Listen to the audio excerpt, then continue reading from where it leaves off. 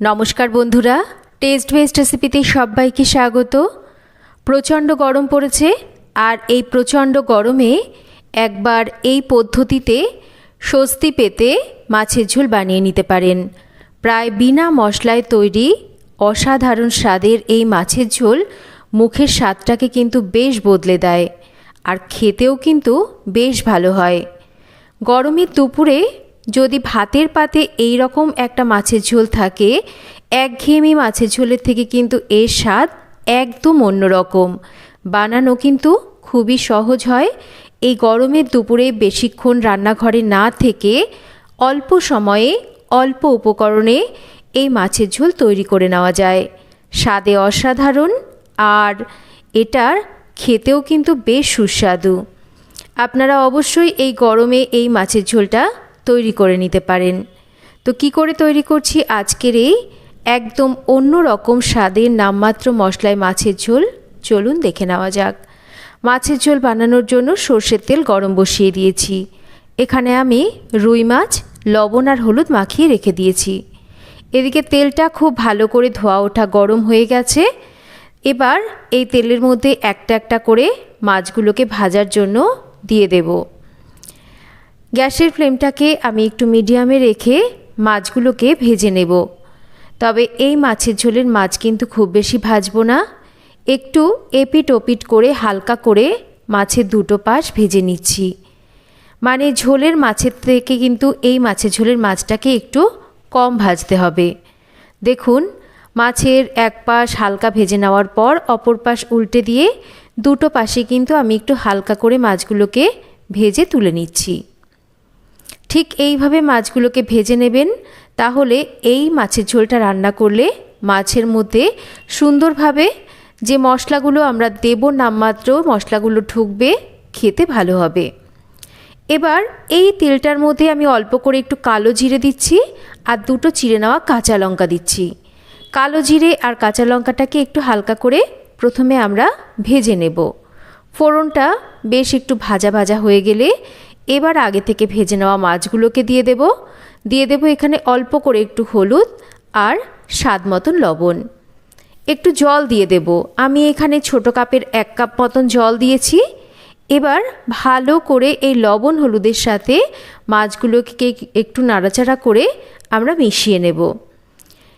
আমরা মাছগুলোকে একটু এই ঝোলের মধ্যে, মানে যে জলটা আমি দিয়েছি এর মধ্যে একটু সেদ্ধ হতে দেব। তার জন্য একটু ভালো করে লবণ হলুদটাকে নাড়াচাড়া করে নিলাম, যাতে লবণ হলুদটা দলা না পাকিয়ে থাকে। একটা ঢাকা দিয়ে লো টু মিডিয়াম ফ্লেমে রেখে দিচ্ছি। এদিকে একটা মিক্সিং জার নিয়েছি কিছুটা কাঁচা আমটাকে এরকম ছোট ছোট টুকরো করে নিয়েছি। আমটাকে এরকম ছোট ছোট টুকরো করে নেবেন। আর নিয়েছি এখানে ঝালের জন্য একটা কাঁচা লঙ্কা। সামান্য পরিমাণ একটু জল দিয়ে মিক্সিটাকে একবার ঘুরিয়ে একটু আমটাকে আমরা বেটে নেব। আমি আমটাকে এর জন্যই একটু ছোট ছোট টুকরো করে নিতে বলেছি, যাতে করে আমটা এই রকম একটু হালকা করে বাটা হয়, আর আমটা এরকম একটু গোটা গোটা থাকে। তাতে করে এই আমটা যখন আমরা মাছের ঝোলের মধ্যে দেব, আম বাটাটা রান্না হওয়ার পর আমগুলো যেগুলো একটু গোটা গোটা থাকবে, মুখে পড়লে খেতে ভালো লাগবে। ঠিক এইভাবেই মিক্সিটাকে একবার চালিয়ে নেবেন, তাতেই হয়ে যাবে। এদিকে মাছগুলোও কিন্তু বেশ সুন্দরভাবে সেদ্ধ হয়ে গেছে। মাছগুলোকে এইভাবে একটু সেদ্ধ করে নেবেন, কারণ মাছগুলো একটু কম ভাজা আছে। একটু সেদ্ধ করে নিলে খেতে কিন্তু ভালো হবে। এবার এর মধ্যে বেটে নেওয়া কাঁচা লঙ্কা আর কাঁচা আম বাটাটাকে দিয়ে দেব। ভালো করে একটু উল্টে পাল্টে মাছের সাথে এই আম বাটাটাকে আমরা নাড়াচাড়া করে মিশিয়ে নেব। এই কাঁচা আম বাটা দিয়ে একবার মাছের ঝোল গরমের দুপুরে বানিয়ে খেয়ে দেখবেন, খেতে কিন্তু অসাধারণ স্বাদের হয়। যারা এই গরমে অরুচিতে ভুগছেন, খেতে ভালো লাগছে না একঘেয়েমি মাছের ঝোল, তারা তো অবশ্যই এইভাবে একবার মাছের ঝোল বানিয়ে খেয়ে দেখতে পারেন। মিনিট খানেক একটু নাড়াচাড়া করে নেওয়ার পর এবার ঝোলের জন্য দিয়ে দিচ্ছি আমি একটু জল। খুব বেশি জল দেব না, এটা একটু গামাখো হবে। এবার ঝোলটাকে আমরা ফুটতে দেব আরও 4-5 মিনিট। 4-5 মিনিট এটা ফুটে গেছে। এবার নামানোর আগে এর মধ্যে দিয়ে দেব একটু ভাজা জিরের গুঁড়ো। ভাজা জিরের গুঁড়োটা অবশ্যই দেবেন, তাতে করে এর সুন্দর একটা ফ্লেভার আসবে আর এটা খেতেও কিন্তু বেশ ভালো হয়। জিরের গুঁড়োটাকে দিয়ে ভালো করে নাড়াচাড়া করে মিশিয়ে নিতে হবে। একটু মাছগুলোকে এপিট ওপিট করে নেব যাতে মাছগুলো ভালোভাবে এই যে ঝোলের মধ্যে ডুবে থাকে। মিনিট খানেক রান্না করে নিয়েছি। দেখুন মাছের ঝোল আমাদের একদম তৈরি। একদম হালকা একটা দারুণ স্বাদের মাছের ঝোল।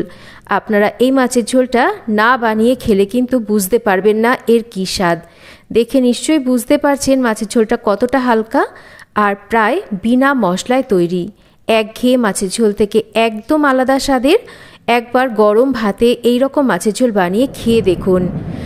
একবার যদি এইভাবে খান তাহলে যতদিন এই রকম আম পাচ্ছেন কাঁচা আম, ততদিন কিন্তু এইভাবেই মাছের ঝোল বানিয়ে খেতে ইচ্ছা করবে। তো মাছের ঝোল আমার একদম তৈরি, এটাকে সার্ভ করে দিয়েছি। দেখে নিশ্চয়ই বুঝতে পারছেন কতটা লোভনীয় হয়েছে। তো কেমন লাগলো আজকের এই মাছের ঝোলের রেসিপি একটা কমেন্ট করে জানাবেন। আর রেসিপি ভালো লাগলে একটা লাইক করবেন, রেসিপিটা শেয়ার করবেন। আর যদি চ্যানেল সাবস্ক্রাইব করা না থাকে চ্যানেলটাকে সাবস্ক্রাইব করবেন। সবাই ভালো থাকবেন, আবার ফিরে আসব নতুন কোনো রেসিপি নিয়ে। এতক্ষণ আমার সাথে থাকার জন্য অসংখ্য ধন্যবাদ। সবাই ভালো থাকবেন, সুস্থ থাকবেন। যারা একঘেয়েমি মাছের ঝোল থেকে একটু হটকে একটু অন্যরকম মাছের ঝোলের রেসিপি খুঁজছেন তারা অবশ্যই রেসিপিটা একবার ট্রাই করে দেখবেন। আশা করছি আপনাদের সবার রেসিপিটা খুব ভালো লাগবে। আজকের মতো এই পর্যন্তই। আবার দেখা হবে অন্য কোনো দিন অন্য কোনো নতুন একটা ভিডিওর সাথে।